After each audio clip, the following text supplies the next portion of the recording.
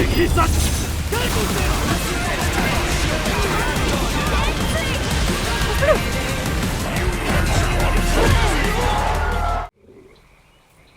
woofing you woofers?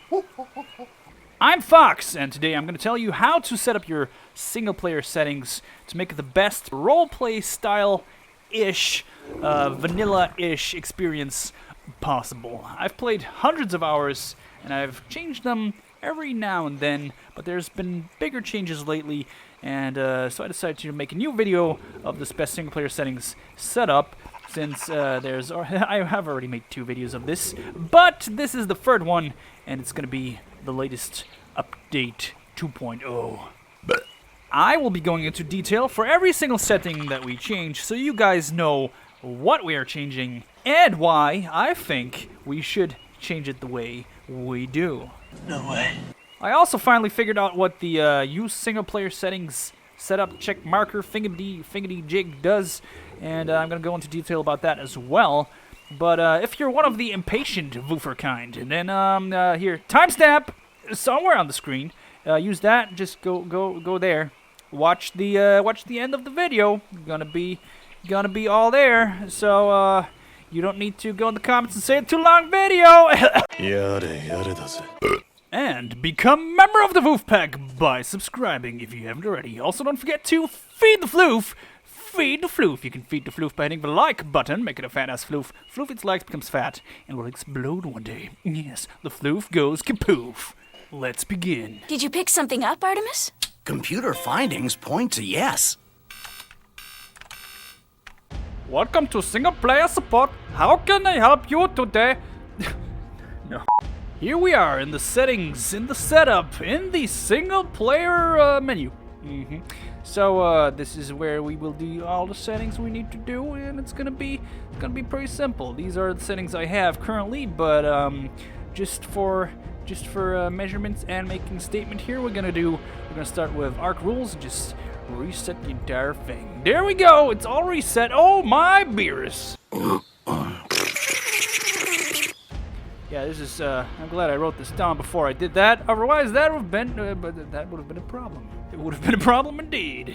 We're not going to talk about mods today. All that I'll let you know is that I use 2 mods, which is the Pet Manager and Loot Sense. Nothing else. And I know about all the mods that are pretty popular, but these are the only ones that I would recommend. Yeah, but we're not going to talk about these mods today. So we're going to go through all this setting stuff here. I'm going to tell you what everything does that we are changing, and then you can make up your mind if you want to do it or not. It's up to you, obviously. This entire video is my personal opinion, but be rest assured that if you do the settings as I do, you will have a good time. Real spiff time. So let's get going. We got difficulty level. Here it begins, and here we go. So, the standard setting, this is pretty much everything that's back to standard because we use the restore default settings thingy here.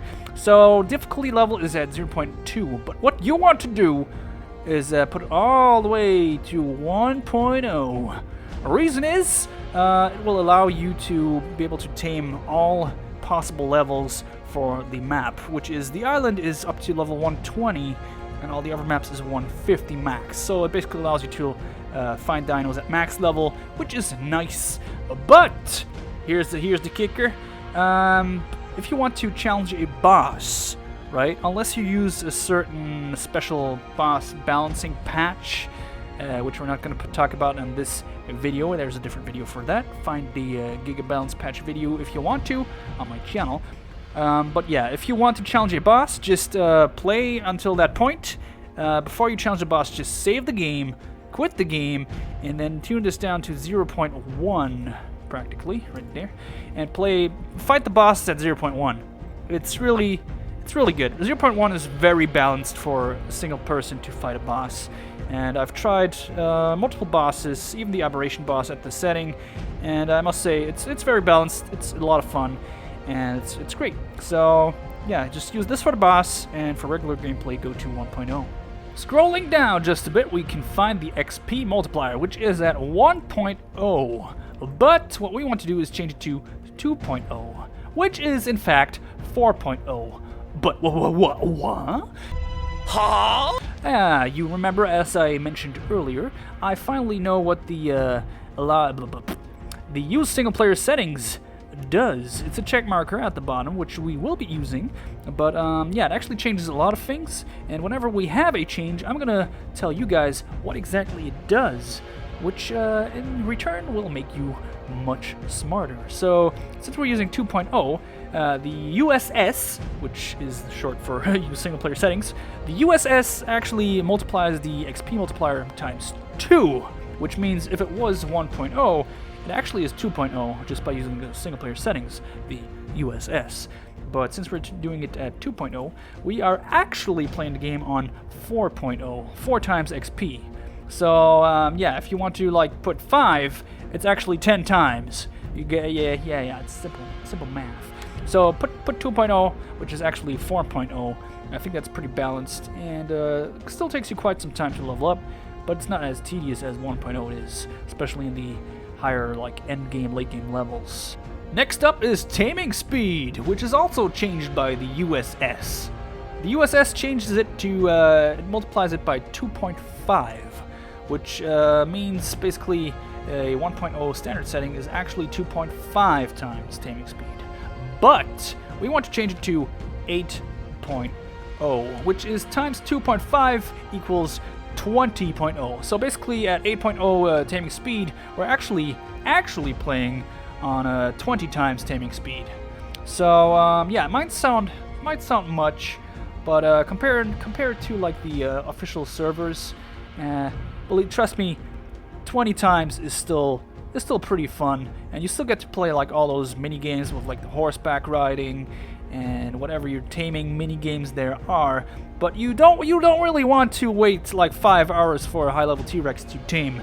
No, no, thank you. I'm fine with like half an hour or hour gameplay just to tame something high level. That's fine enough. So put it 8.0, which is actually 20.0. But yeah, it's real spiff. Here's a new one.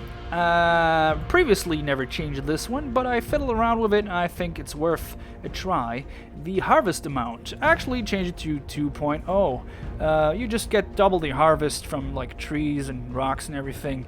And to be honest, it always felt like some of the trees, like the smaller trees, didn't give enough wood compared to what you can technically do with a tree. Like if you chop down a tree, you should be able to at least build like a wooden wall, right? Something like that. So yeah, 2.0 is pretty good. It doesn't break anything. It doesn't really make the game too much faster, but it makes some of the tediousness and like logicaliness, if that is a word, just a little bit more fair, right? Right. The next one's actually only available on PC, as far as I know, which is the non-dedicated host tether distance.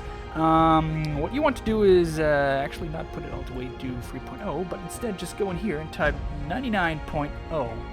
Now what this thing does, it's pretty simple. It just it changes how far your friends, if your friends join your non-dedicated session, it's how far they can go away from your location. And if you put it to 99.0, generally what that means is they can go as far away of your position as they want to. But keep in mind, they will still like rubber band towards you if you or them try to go into a cave. So yeah, that's a thing. I made a separate video on this entire like function, and if you're interested, just check out my channel. Just look for it. You can find it in my videos. I might even put the link into the description. But yeah, that's this thing. This entire thing, this setting has like a whole entire video dedicated to it. So let's just move on. And don't worry if you don't even see this option. It's probably because you're playing on console. Then don't mind. It doesn't really change anything for simple single-player fun. Next up, we're going into the check markers. I'm gonna just talk about a bunch and explain the others I change. The first check mark we want to change, the enable crosshair. It is actually checked. What you want to do, and trust me on this one, is disable it. So the crosshair is basically like, well, you know what it is. It's a cross in the middle of the screen that helps you aim, right? Sounds simple, sounds useful, is useful, but listen to me. In my opinion, this kind of breaks a bunch of the features. It's pretty simple. There's a lot of equipment in the game that actually helps you aim, And having a crosshair actually makes a lot of weapons much easier to use. But then again, there's like, you have a much better feeling of accomplishment if you actually get used to how to aim while using a bow, like generally without a crosshair. Unlike having a crosshair, which makes the entire game much easier, while also makes it like way more accomplishing to actually finally build your compound bow, which actually does have an aiming circle thing attached to the weapon, right? So yeah, I disable this at all times because it's just more realistic and it's more immersive and thus, in my opinion, more fun. But do as you like. Show map player location. This one is disabled by default, and I'm gonna also leave this disabled. A lot of people tend to enable it to because you would like have a map marker on your map to show you where exactly you are. But I'm gonna explain it like this. By using this, you kind of get rid of a bunch of like equipment things like the compass or even the GPS. A lot of items get kind of useless. And it's way more rewarding if you actually just learn the map and your surroundings and you get to navigate. Over time, you learn how everything works and where you are. At a certain point, I mean, I, for example, can be anywhere on the island. I know the island in and out by now, and I can find everywhere, no matter where, and I don't need compass or anything anymore. So yeah, that's like an accomplishment, and it's like a great feeling to be able to do that. So just keep it unchecked and your gameplay will be way more realistic and way more rewarding. The next check mark we want to have a look at is the Enable PvP Gamma. Now what this does is, well, it basically enables you to use the Gamma cheats, which yes, are cheats, to get night vision in the game. Of course. Which is, why does that even exist? Yeah, so yeah, I disable this. Simple reason, immersion. There is actual night vision goggles in the game. There's even some certain type of meat which is called sauté, and that gives you night vision. So this entire feature just why? Just why? Yeah, I disable this. You should too. Here's a new one. We got disable structure placement collision. Yes, we want to checkmark this. As it says right there, allows players to place structures that clip into terrain. Yes, very useful for a single player. It doesn't break any of the gameplay. It just allows you to build your buildings a little more precise. So, and just do it. It's just useful. Allow multiple platform floors. Yes, give it a checkmark too.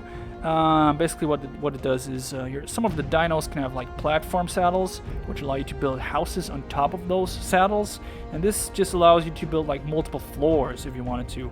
There's still a limit on how much weight and how many pieces you can build on top of those saddles, so I don't see how this would break the game. Maybe for multiplayer, but since it's a single player, it doesn't matter. Allow unlimited respecs. Yes! What this does, pretty simple and straightforward. It allows you to respec as often as you want. There's like a, it's called Mind Wipe Potion in the game, which allows you to reset your level ups and reapply them as you like. This also goes for all the engram points. So yeah, it's a useful feature, and without this checkmark, your character is actually stuck with only being allowed to do this once, which maybe for multiplayer makes sense, but not really for single player. So yeah, just give it a check mark. However, keep in mind there's kind of a bug in the game. It might happen or not. If you play without this and create a character, and afterwards check this, your character will actually not be able to respec even after activating this, because the character was created as it was unchecked. I don't know why that happens, but it happens. Next up, we're going into advanced. No way. First, we got all these PvE settings right here, but there's not much we want to do here. Disable PvE Gamma. It's pretty much the same thing as the other Gamma setting. Just give it a check. Allow cave building PvE. Give this a check. What it actually allows you to do is just allows you to build inside of certain areas and certain caves. And since it's your single player, why would you not be allowed to? I mean, in a multiplayer it makes sense because you would basically be able to block the cave off for any other player. But in single player, who cares? It's your cave now. Allow flyer carry PvE. Yes, check mark this as well. If your friends join, they can carry you with flyers and stuff. Pretty simple and straightforward. No changes here, no changes there. Nuh-uh. World settings. Disable imprint dino buff. Nope, this has to be disabled. However, allow any one baby imprint cuddle. In case you have that non-dedicated session, just give this a check mark and your friends will be able to imprint on your babies as well. Or basically extend your imprinting so you don't have to stand there and do it yourself if your friends are online too. Pretty simple, just give it a check mark. And here is where it gets interesting, and where actually most of the changes of the use single player settings, the USS, come in place. First off is the mating interval. So you might want to change this, or you might think you want to change it, but actually just leave it at 1.0 because the USS, use single player settings, does change this for you. What it does, it changes it to 0.125. So basically does this for you, which is also a multiplier. So if you would put this in here, it would just multiply itself with the USS setting, which would create some kind of weird 0.0 something value. So just to do anything, just leave it 1.0 and that's fine. I'm just telling you what it is doing, the USS, and that's why I'm talking about this one. Same goes for egg hatch speed. Don't change it. The USS changes it for you and makes a 10.0 out of it. So yeah, just don't change it. If you do like 5.0, you actually get 50 times speed. So don't do it. Just leave it 1.0. 10 times is good enough. Baby mature speed. Here we actually do need to do a small change, the reason is actually somewhat complicated. So the USS does change something here. It actually multiply this, it changes it to 36.7999. Yeah, this is basically the value you get for using the USS settings, the use single player settings. So that's a weird number. But what it actually wants to do, or what we want to do, is make it a 30 in the end. But to change it, we cannot just put in 30, otherwise it would multiply itself with the 36.799. So I took the calculator for you guys, and I got this value here. So what you want to do is input with 0.815. 0.815. This way the 36.799 of the USS will multiply times 0.815 to create a slick 30.0. The reason is the 36.799 or 36.8 whatever is actually too fast. They mature too fast. Some dinos actually will not allow you to max imprint on them because they do mature too fast. So yeah, just do this and that bug will be fixed. No change here. Harvest health. Well, that doesn't have anything to do with the USS, but we still want to change it. Put a 2.0 in here. Harvest health basically just changes how much health, like trees, rocks, and all those things you can harvest have, which in return also allows you to gather more wood, more stone, etc. But it also kind of slightly reduces the value you get per hit. But this actually works really well with in the general settings where we have the harvest amount. So having both at 2.0 is actually very, very balanced. I've played with this setting for quite a while, and I think it's really good. Basically, just you get more per tree or per rock, but you also work a little longer on those trees and rocks to like chop them down. So no longer you have just 2 hits of an axe to chop down a tree. No, now it's 4 or 5. But you also get more wood, right? So yeah, fair. Resource respawn period, don't change. Baby cuddle interval multiplier. Here is another doozy. We got once again a bug. The developers did a little like false math here. So, yeah, baby cuddle interval. This is directly influencing the baby, where is it? Baby mature speed. Basically what this means is if you go like 30 times on baby mature speed, which we are doing with this setting here, then you also want to do or decrease this by 30 times so you have enough cuddles during maturation to get a max imprint baby. Does that make sense? I think it does. But they kind of screwed up with the numbers here. The devs actually made it so the use single player settings does change this, but it only makes it into a 0.167, which is not quite 1/3, as you can see. So yeah, that doesn't make sense. It actually should, or what it should be is, no, not even 1/3, 1/30th, that's what it should be. It should be a 0.0334, if that makes sense, but it doesn't matter. So what we want to do is we just input 0.2. Simple enough. And this way, if it multiplies the 0.167 that it usually would get from the USSR times 0.2, we get a clean-cut 0.0334, which is what we're going for. And by doing this, in combination with this, you will be able to pretty much mature and cuddle with all dinos on the map, and being able to max imprint on all of them.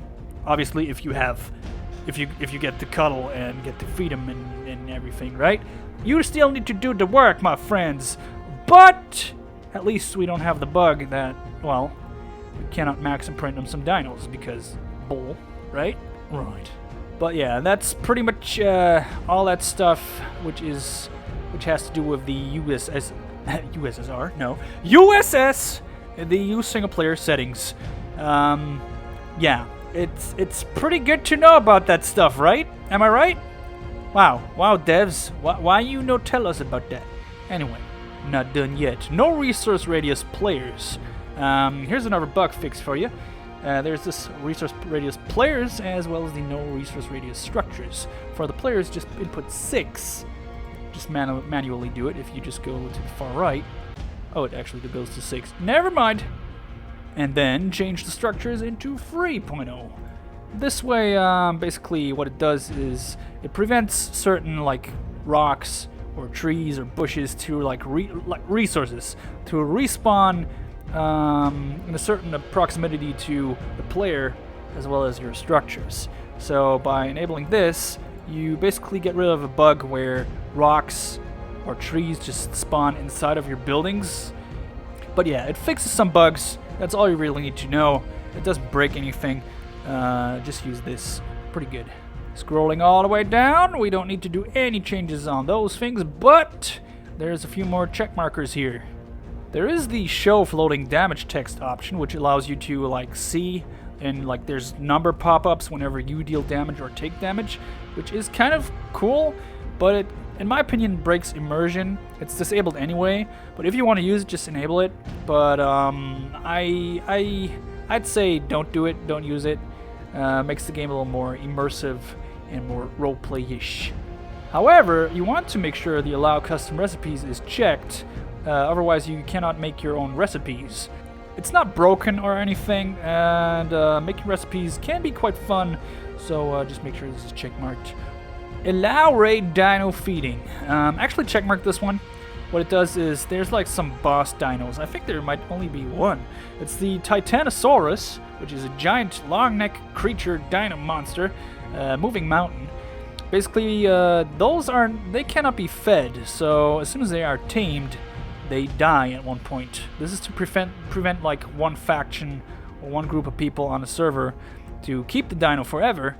But since you're a single player, why would you want your pet to die? So for your single player, or your single player's sake, just enable this and you'll be able to feed them. Pretty simple. And we're pretty much done. There's just one more thing that you can do, but I don't do because I use the Loot Sense mod. But basically, if you're on console and you don't have access to this mod here, by the way, if you're using PC, just get this mod, it's pretty good. But if you're on console, if you don't want to use that mod, then just go to Supply Crate Loot Quality and type in 2.5, and that will fix some of the supply crate issues and give you like a little better equipment sometimes, and yeah, it balances a little bit better towards late game. But if you have the Loot Sense mod, or if you don't care, then just keep this to 1.0 like I do, but that's because I got the Loot Sense mod. So hey, yeah, we're done. That's pretty much it. Hooray! Excellent! And here's a list of all the settings, how you should do how you do, because you do. What?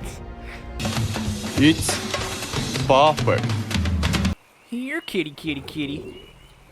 Here, kitty. Come here, kitty, I'm flipping. Where'd you go, flip? Listen to me, flipping. Get down the roof! Gosh darn it! And that's it for today. So, yeah. Thanks for watching as per usual. And if you're new to this content, then check out my other videos. You might like the other games I play, maybe the ARK content. Check out the ARK Singleplayer videos I do, the single-player story mode. Hey, and we also recently beat the final boss of Aberration on livestream. Oh, check out that video. We got it all recording. Yes, I know you want to. Of course!